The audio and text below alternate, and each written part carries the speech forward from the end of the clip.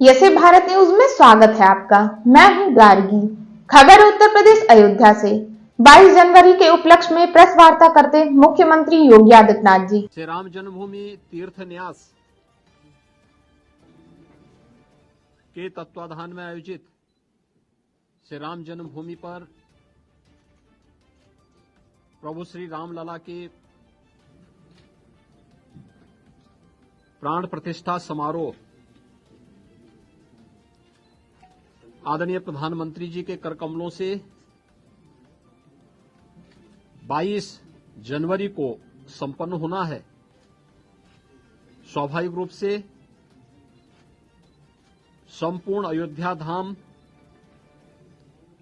और पूरे उत्तर प्रदेश और देश में उत्साह का माहौल है।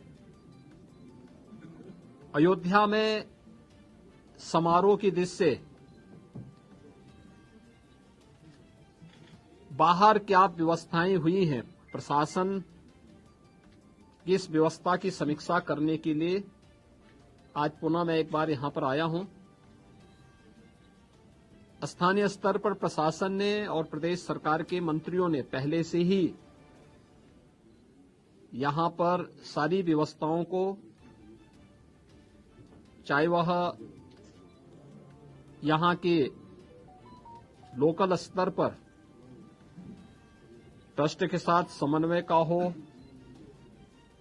यहां की सुविधाओं का हो, ट्रैफिक का है, सुरक्षा का है और अन्य सभी प्रकार की व्यवस्था को बेहतर तालमेल से आगे बढ़ा करके 22 जनवरी के इस ऐतिहासिक पल के कार्यक्रम को पूरी भव्यता के साथ, पूरी दिव्यता के साथ,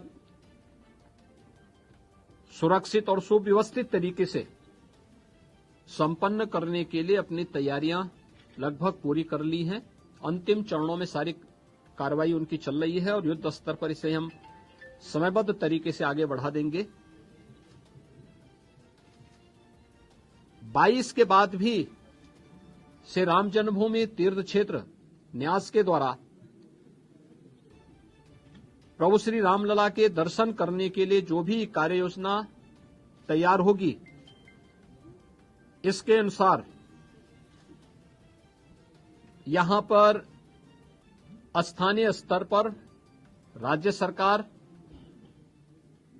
पूरा सहयोग करके आने वाले श्रद्धालुओं को यहां पे पूरी श्रद्धा के साथ उन्हें दर्शन करने का अवसर प्राप्त होगा। यह व्यवस्था सुनिश्चित करने के लिए अपने स्तर पर पूरा सहयोग दे रही है। इसके लिए टेंट सिटी भी लगाई गई हैं, धर्मशालाओं को भी तैयार किया गया है, होटल्स भी यहां बने हुए हैं।